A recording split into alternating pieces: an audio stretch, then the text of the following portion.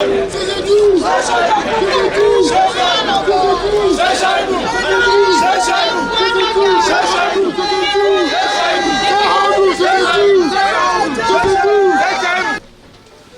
is not a day for campaign or lecture, but just to bless the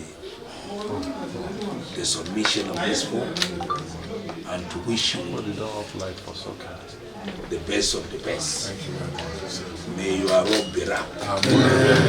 And I want to present myself today to the people of Kogi State, that I can carry on the mantle and take the development of Kogi State to a new level.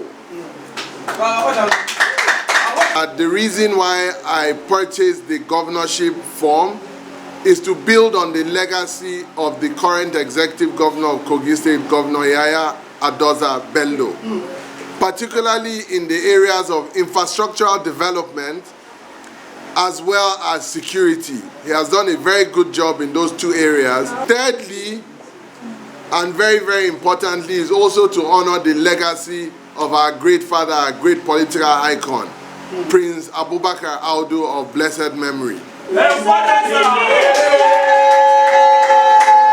He was the leader of APC in Kogi State. Yes. He founded the party and brought it to Kogi State. Yes. And we want to do him justice and honor his memory.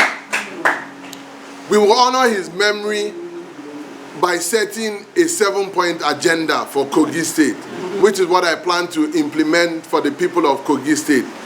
Number 1 on the agenda is job creation and economy.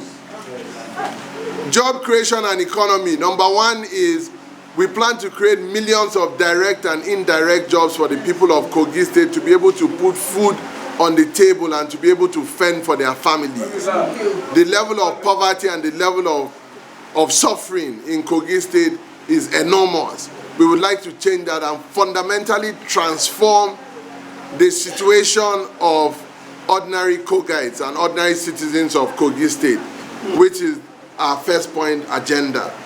The second thing that we would like to carry out in our second point agenda is security.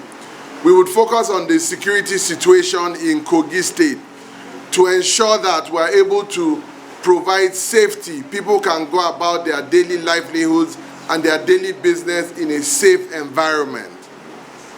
Thirdly, and very, very importantly, is infrastructural development. Within my first 100 days of being elected governor of Kogi State, I will set up a $1 billion infrastructure fund. I will set up a $1 billion infrastructure fund to be able to fundamentally build on the decayed infrastructural situation in Kogi State. We will focus on building roads, we will focus on building lights, we will focus on building electricity, we will focus on bringing water.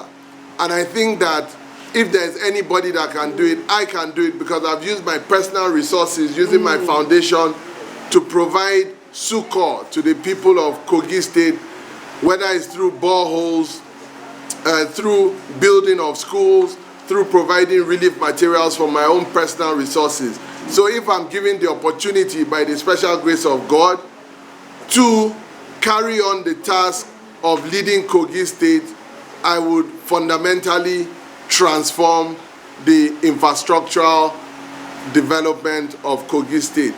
The fourth and fifth item on the list would be healthcare and education. We will focus on healthcare and we will focus on education.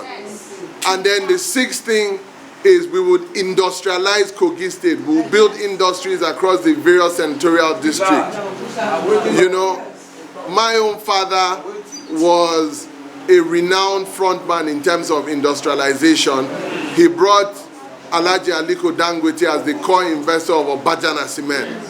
I plan to bring many Obajana Cements. We will bring another 5 to 10 Obajana Cement type companies in Kogi State. And then finally is youth empowerment. The youth would be honored, the youth would be entrusted with positions of responsibility. And we would ensure that the youths are carried along in whatever we are doing, and they would hold key positions across my cabinet. So I want to ensure the people of Kogi State that good days ahead. We will create a Kogi State that all of you will be proud of. The good days and the better days of Kogi State are ahead. We would ensure that the best developmental track record in the history of Kogi State comes during my administration by the special grace of Almighty Allah.